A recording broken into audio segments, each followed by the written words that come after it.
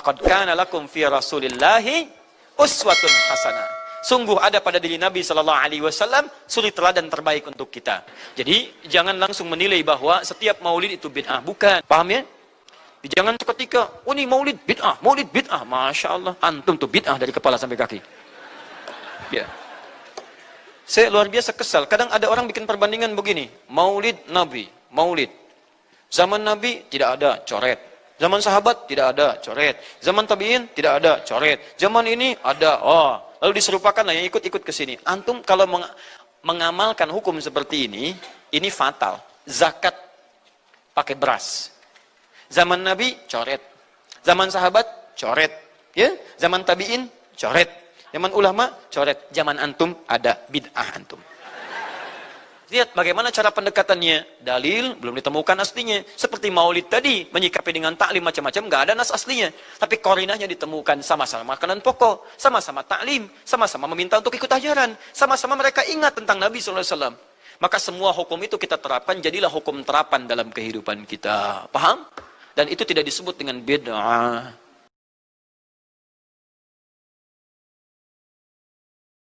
Ya.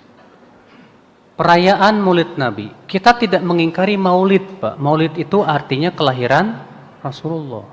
Justru kita gembira dengan adanya Maulid. Setiap mukmin wajib gembira dengan kelahiran Rasulullah SAW. Cuma yang jadi masalah adalah perayaannya ini, Pak.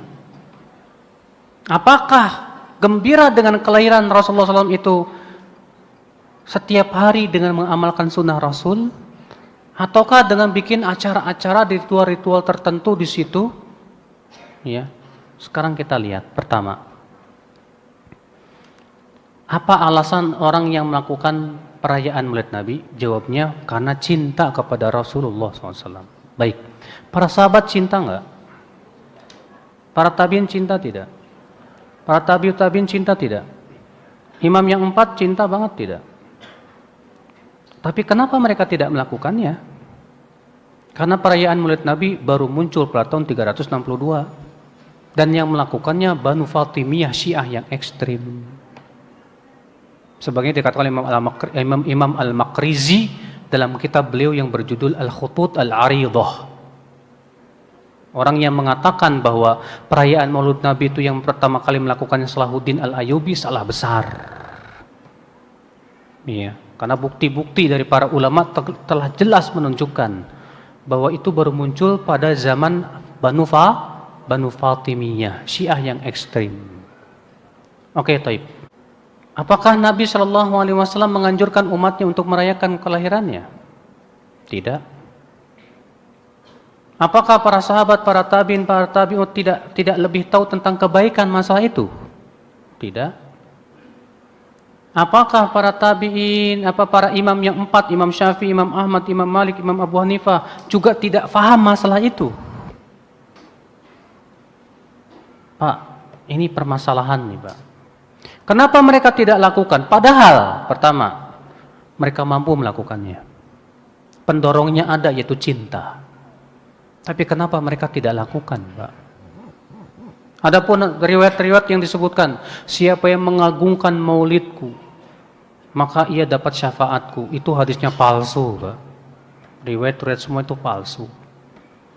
Maka dari itulah, Pak, kalau saya memandang bahwa perayaan seperti ini, ya, termasuk bab khilafiyah, bukan ijtihadiyah.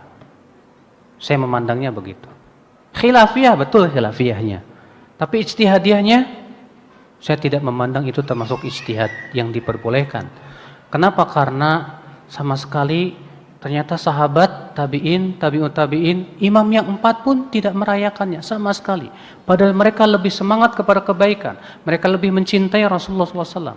Taib, gimana kalau kita rayakan setiap hari? Dengan cara mengkaji sunnah-sunnah Rasul, menghidupkan dalam kehidupan sehari-hari. Apa itu tidak bisa disebut merayakan juga? Kalau makna merayakan itu artinya bergembira dengan kelahiran Rasulullah SAW. Mana yang lebih besar, Pak? Merayakan dengan cara kita gembira mengkaji sunnah-sunnah Rasul dan menghidupkan dalam kehidupan sehari-hari. kita gembira melaksanakan perintah Rasul, gembira meninggalkan larangan Rasul, atau cuma setahun sekali, setelah itu hilang lagi, yang nggak sholat tetap nggak sholat, yang mabok tetap mabok. Ya akhi, ya. Jangan Anda kira kita yang tidak mau ikut-ikutan merayakan tidak cinta Rasul. Cinta itu bukan hanya sebatas di lisan, tapi cinta itu akan terlihat dalam praktek dan amalan. Allah mengatakan dalam surat Ali Imran ayat 31, "Qul in kuntum tuhibbunallah fattabi'uni yuhibbukumullah wa yaghfir lakum dzunubakum." Katakan, jika kalian memang mencintai Allah, ikuti aku. Tuh lihat, cinta itu dengan cara apa? Ngikuti. Ya. Dan kemarin Pak, sudah kita bahas secara tuntas masalah bid'ah. Apakah sesuatu yang Rasulullah tidak lakukan itu bid'ah? Itu ada perinciannya. Ternyata tidak setiap yang Rasulullah tidak lakukan itu disebut apa? Bid'ah, ada perincian-perincian. Maka dari itu kalau ternyata di zaman salafus soleh belum ada yang berpendapat, berarti mau tidak mau kita butuh pada pendapat ulama setelahnya. Karena ternyata di zaman dahulu belum terjadi. Ya. Contoh misalnya, di zaman sekarang beras ada. Di zaman Rasulullah ada beras nggak? Zaman sahabat ada beras nggak? Adanya zaman sekarang. Nah sekarang kalau kita mau merujuk pendapat ulama dulu tentang beras, mana ada gitu kan? Karena beras adanya zaman sekarang. Wah, berarti mau tidak mau melihat pendapat ulama. Oh, ini dikiaskan dengan gandum ada di zaman Rasul SAW. Paham gak tidak Pak? Iya. Maka kalau dikatakan misalnya Maulid Nabi ada zaman Nabi? Nggak ada. Zaman sahabat? Nggak ada. Zaman tabi'in? Nggak ada. Zaman sekarang? Ada. Sama dengan bid'ah. Betul. Karena mereka mampu melakukannya. Kalau beras, karena mereka tidak mampu melakukannya dan tidak ada di zaman mereka.